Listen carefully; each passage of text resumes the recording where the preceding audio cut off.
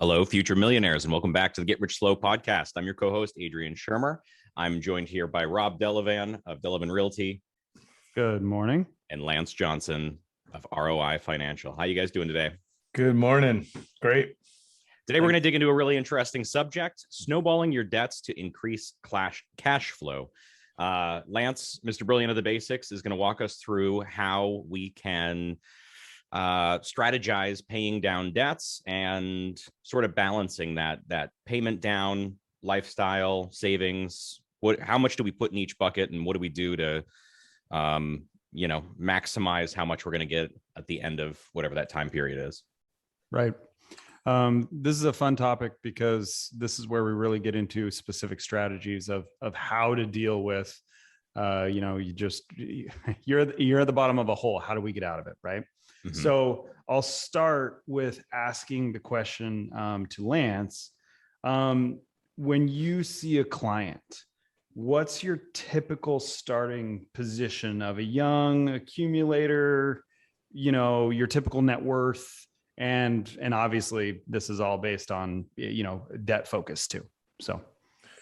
Yeah. I mean, when we meet with the clients, there's, you got retired elderly client grouping. You got that, accumulator, but later in the accumulator stage to pre-retired stage. So that 35 to 55 range, or let's call 40 to 60 range. And then you got the, true accumulator, you're below 40, starting a family, coming out of college, you got student loan debt, you got a new car, you got credit cards, you got married, all that kind of stuff. Maybe has a mortgage, maybe not, depending on where they're maybe not, and all that. So right. A lot of the snowballing effects, let's take somebody without a house or they're renting or whatever. They've accumulated some credit card debts, multiple. Could be a business owner starting up a business, got a little bit behind on taxes, tried to figure out the tax bill. I mean, these are all typical situations of what I would consider non-long-term debt. So more, 10 years or less, type debts. Okay. An auto loan or two. Yeah. That happens. Right. I mean, it's just real life situation. You probably can get a 10-year auto loan now. So, how do you tackle things? Like, first of all, you have to step back and say, how'd they get there? So let's just do a little bit of the basics. And that is, finances is not really difficult. You either make more than you spend or you spend more than you make.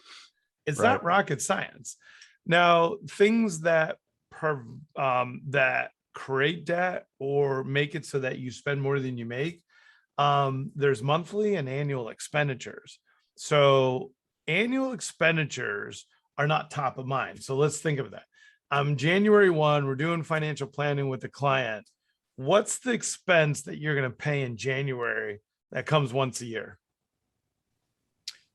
Well, I'm sure this is a trick question, but you're looking at taxes, of course, right? Taxes. But what even dear to your kids' hearts? What is it? Christmas, of course. There you go. Right. How many people in January save for Christmas the next year? No one. Almost no one. So annual expenditures like Christmas, property taxes that are not in your escrow, car insurance or home insurance that's paid every 6 months to yearly. Because long-term care insurances, because there's a price break if you pay it annually, vacations, things like that. Those are all things that come annually. And what happens is people manage themselves on a monthly basis, and then taxes, and then these events come up, and they're not prepared for them. So the reason why people have short-term debt is because of these annual expenditures. So one of the things I'll meet with is going forward to accumulate less short-term consumer debt is we teach people to take those annual expenditures, put them in a separate savings account. So they're prepared. You're preparing in January, $150 a month. Sure. So that's one idea. But you accumulated because you didn't do it. Most of the time it's because of those annual expenditures. that you unforeseen, and then you get yourself into debt. So now how do we deal with it? Well, let's explore some debts. What are those debts? There's student loans, car loans, credit card debts, down payments on HELOCs because you bought a house. How many times have you done that, Rob? Yeah. Right. All the time, right? 401k loans for down payments or consolidations. So all these little things. Let's take student loans. A lot of people think their student loans are just this one, you get done with school and you got $80,000 of student loans. Well, the reality of it is those student loans are broken up into quarter or semester loans, right? And each one of them has a different interest rate, and they just give you a consolidated. You want to break those out because you could have a situation where one's at a 3% interest rate and the other ones are at a 7% interest rate. Right. So when we start to tackle loans, it's kind of like a snowball after it snows on that day, which we don't get very often, but like on the East Coast and so forth, you get all that beautiful snow, 12 inches. You want to go out and you make a snowball and you're at the top of a hill. And that snowball represents your ability to pay down debt. So if we can get that ability to pay down debt, rolling downhill, greening in size, it's, do you do the highest interest rate first? Do you do the lowest balance with highest payment? What's the strategy that you guys would do? So what would you do? Well, the simple thought is I one of two things, right? You either go with the highest interest rate first and do minimum payments on everything else. And then once you pay off that highest interest rate, you go to the next one.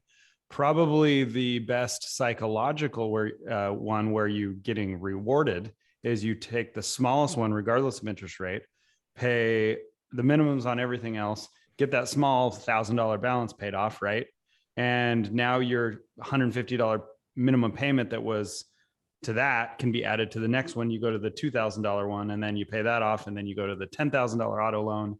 And now you have $500-600 extra and you just keep going. And every month you're just adding more and more and more as the small ones get paid off. Right. I don't necessarily think there's a wrong answer there. I just think that you are rewarding yourself quicker. So the last one is that $80,000 student loan payment, but you don't have any other debt. So you're socking away $1,500 or $2,000 a month on that. And it will happen fairly quickly. Yeah. So the key point is you could take the highest interest rate, but psychologically, if you could retire debt, you free up cash flow. So you got to remember, there's a reason why people got into consumer debt in the first place. Right. It's because cash flow is tighter. And so when you could, like, if I had a $2,000 balance on a car loan, that was a 3-year payment and you're paying $700 a month, but the interest rate's 4.5% or say, I might retire that one because of that $600 a month. If you're going to a tough time where the economy is tough, you want to lower your minimums so you don't get into more credit card debt, if you should lose your job or whatever. So I love that strategy. Also, if you have that thing come up that, most people in a monthly budget would put in gas, but they wouldn't put in tires. Tires come up and then all of a sudden they have the Les Schwab card with, it's one of the most common things I see on credit because nobody has that money tucked aside. Most people don't have that money tucked aside. So if you've gotten rid of that $700 payment, you might be 2 payments away from just paying for those tires and not having them suddenly be part of 2 years worth of budgeting. So I fully agree with that strategy. Yeah. So you could have a credit card debt at 6%, just slightly higher, but your minimum is only 150. And I'm not saying we shouldn't. I'm just saying if that payment is down and we can retire it, then we can use that $700. And, then you start going the same thing. What's the highest interest rate? What's the highest payment, lowest balance? And you just try to keep snowballing your minimum monthly so that when you're in a tough time in your life, cash flow wise, you're not accumulating more debt. Yeah, absolutely. Or defaulting and ruining your credit score and stuff. So I do agree, whenever we can try to do the highest interest rate, that's better. Yeah. but there's also Yeah. cash flow minimum payments. And then what you do now, sometimes psychologically, we'll see things like everybody's paying down debt. And as soon as they get out of 2 or 3 debt payments, what's the first thing they do?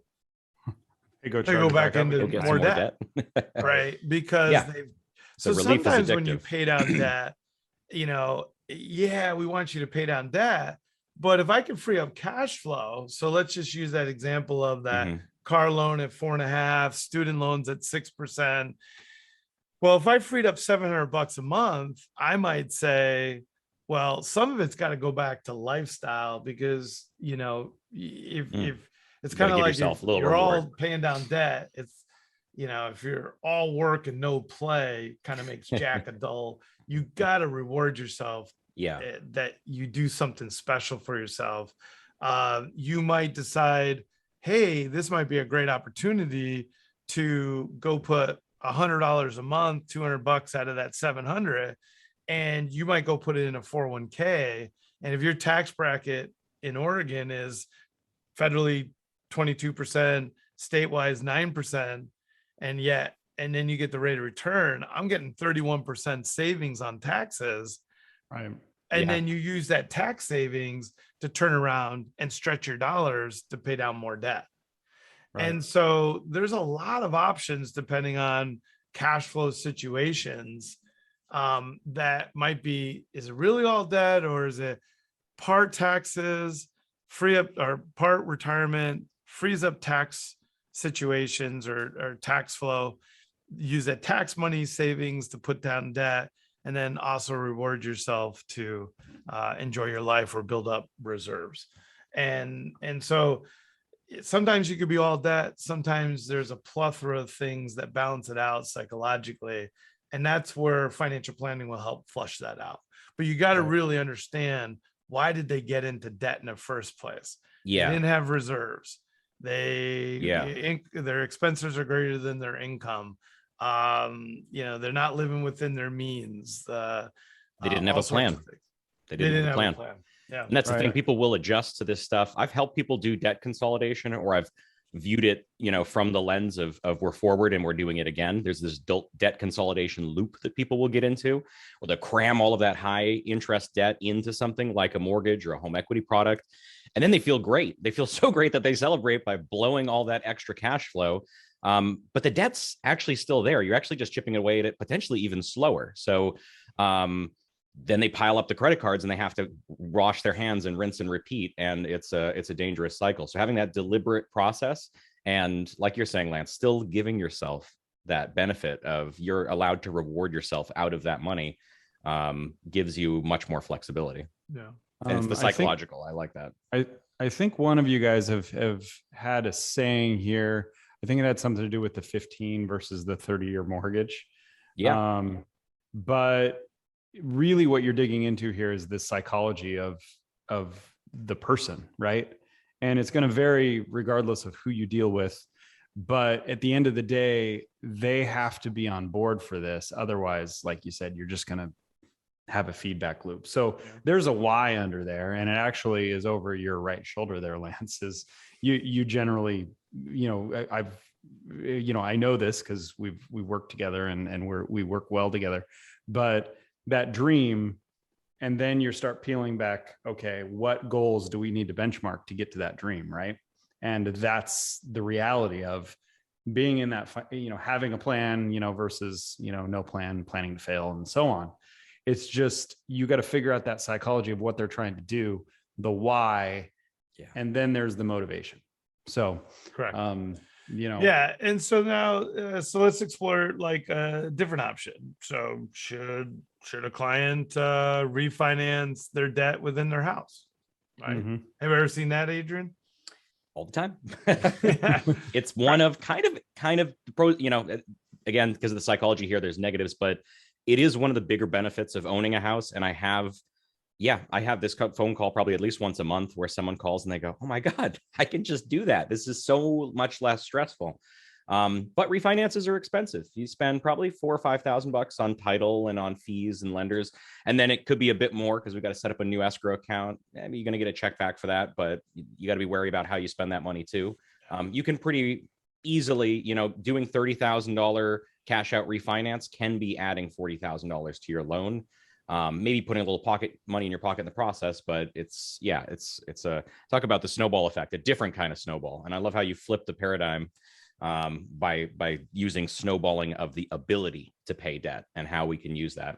And for lending, snowballing your debt upwards where you're accumulating more, we're actually really the ability to save. Right. So let's explore a little bit about that. So would I ever recommend a client to so the potential, I mean, there's new rules tax wise, which we're not going to get into today, but then also some people can't write off their interest anyways because of the standard deduction. So we just have to explore the pros and cons of snowballing or consolidating debt.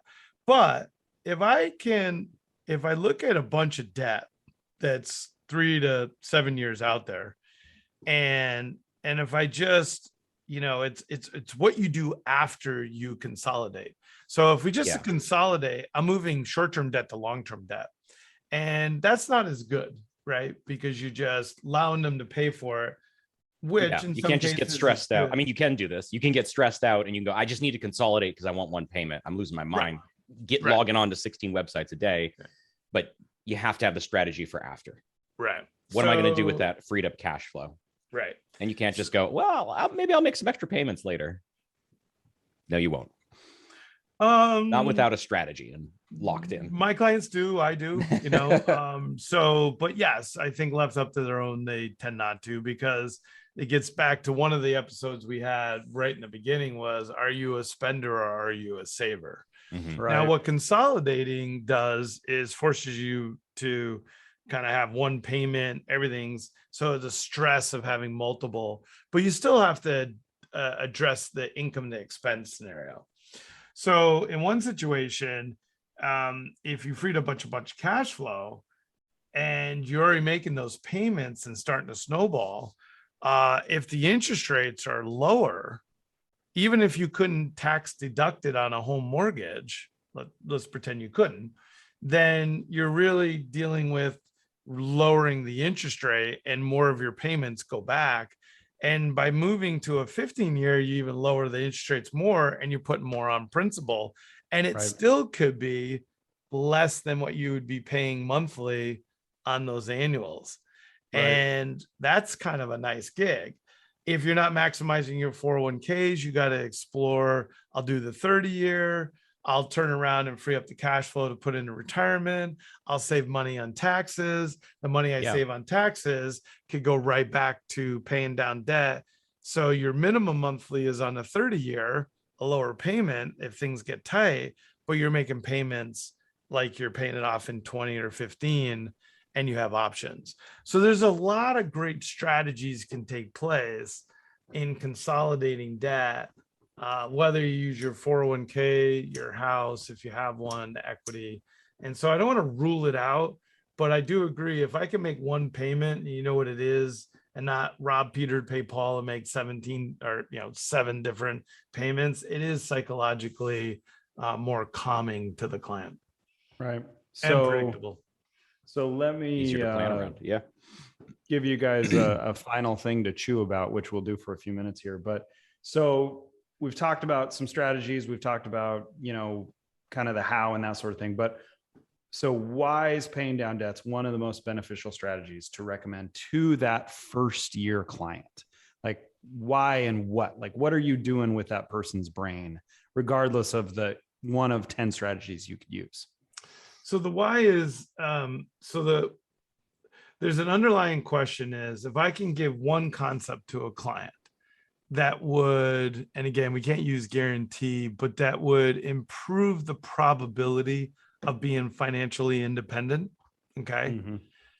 And that one strategy was universal for all clients. Right.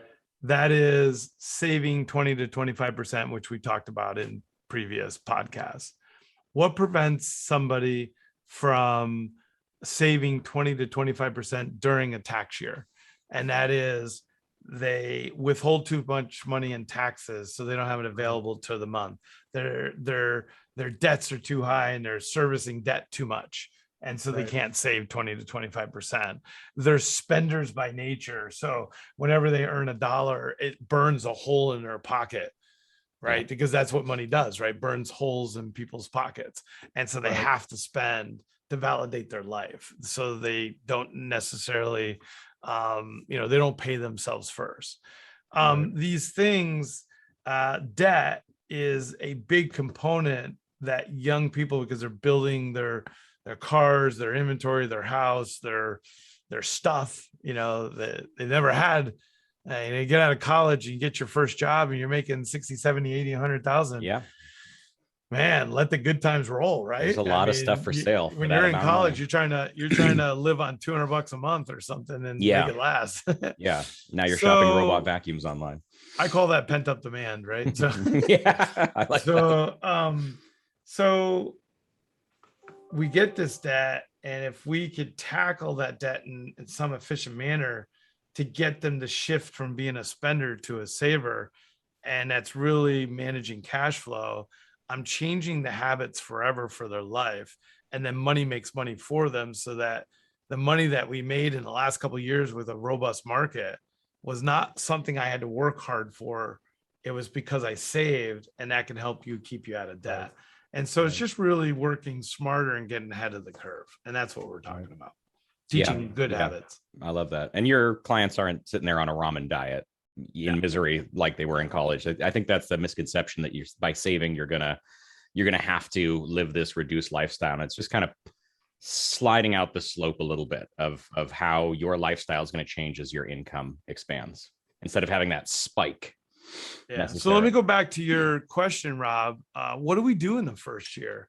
So in the first year for me with clients, I don't want to change lifestyle unless they're grossly spending more than they're making. Then there's some truisms that have to take place in our conversations about that's not really good. There's nothing I can do if you're spending more than you're making and you're out of control. But if you're not out of control, you're just what we call inefficient with the managing of your money. We're going to spend the first year working on all the inefficiencies without changing lifestyle. Then we're going to figure out how well we did in that first year to do that. And then we're going to work on, do we need to have some truisms around? And there's just certain benchmarks in planning that would tell you whether you're spending more than you should be based on your income. And I can't make people's money. I can just tell you, if you make X amount of dollars, these are what these different compartments should look like. And this is where you're out of whack. Otherwise, you're always going to struggle to save, or you're always going to get into debt. Yeah. Yeah. Well, again, it all comes back to brilliant at the basics, right? You are literally building blocks. It's Legos, right? One block at a time. Yeah. And if you do that over a long enough period of time, you're going to have something cool that you built, right? Yeah. And the difference is, to your analogy, is in the past, when I grew up with Legos, all blocks were the same. They just had different colors, different sizes. Now you have customized Legos. And so the financial plan is customizing your Legos to make your dream a reality, whatever that is. So you have a better looking Lego set. Right. Oh, and that really starts getting deep into a whole bunch of other episodes that we're working with. But yes, customize, it has to work. But at the core, it has to work for the psychology of that person. They have to buy into that dream and the goal setting that they're going to get there. Yeah. So, spending is like being a gambler. It's like, having a drinking problem. It's I don't want to say it's a disease, but it really is things that destroy marriages and your life and stuff like that. And so if you don't get it under control, in today's world, it can make you homeless. And so we really want that, if I can teach those habits, that money will make money for you and get ahead of the curve and have a not a not an extravagant lifestyle, but an above average lifestyle based on your means, man, that's worth fighting for. It's pretty cool. Awesome. Absolutely. Well, I love it. Well, let's leave What it a note to end there. on. Yeah. Thank you guys for a great episode, and thank you, audience, for listening. Hopefully you can get a little bit of inspiration from this one. So yeah, snowball your Thank you. power to pay things off. We'll Yeah, catch you there you next go. week. All right. Thank you. Thank you guys. Take care.